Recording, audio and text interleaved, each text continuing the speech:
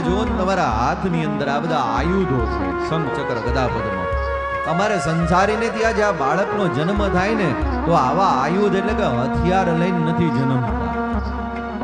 શંખ ચક્ર ગદા પદ્મ તમે રાખ્યા છે એ તમારા વૈકુંઠમાં રાખો, આયા મનુષ્ય લોકની અંદર જરૂર નથી. તમારે રમવું હશે ને તો રમકડા અમે તમને આપશું, તમે મોટા થાવ ને ત્યારે. આ તમારા આયુધોને તમે દૂર કરો. માની વાત સાંભળી ભગવાને પોતાના જે આયુધ હતા ને એને દૂર કર્યા. કીધું હવે તો બરાબર ને? તો કે ના, હજી બરાબર નથી. તો કે હવે હું?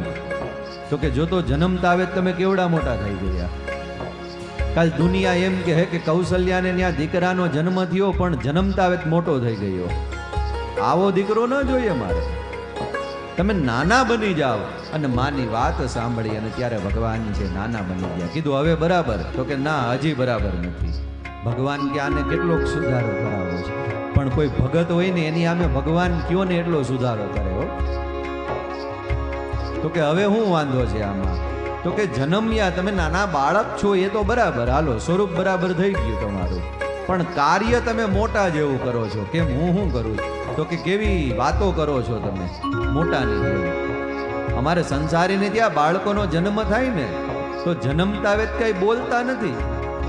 એ તો બોલતા તો અમે શીખવાડીએ ને. તો શું કરવાનું? માં કહે કે ચૂપ થઈ જાઓ. ભગવાન ચૂપ થઈ ગયા. ઈશારાથી પૂછ્યું કે હવે બરાબર?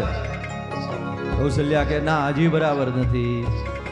તો કે હવે હું સુધારો કરવાનો? તો કે અમારે ત્યાં બાળકોનો જન્મ થાય ને એટલે જન્મતા વેત રોવે છે.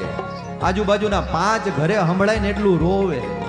એટલે ભગવાન કે પણ મારા ઉપર એવી કઈ ભીડ પડી કે હું રોવ?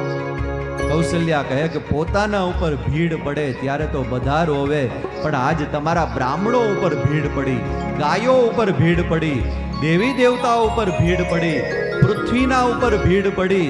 તમારા ઉપર ભલે ન પડી પણ તમારી સમૂચી સૃષ્ટિના ઉપર રાવણ કુંભકર્ણના ત્રાસની ભીડ પડી છે અને પરિણામે તમે રોવો. આટલું જ્યાં કહે તો ભગવાન નવજાત શિશુની જેમ રુદન કરવા લાગ્યા.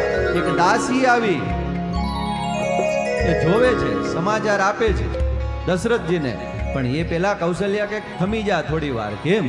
તો કે ચતુર્ભુજમાંથી મેં દ્વિભુજધારી બનાવ્યા અને મારી વાત સાંભળી અને ભગવાન બનતા ગયા.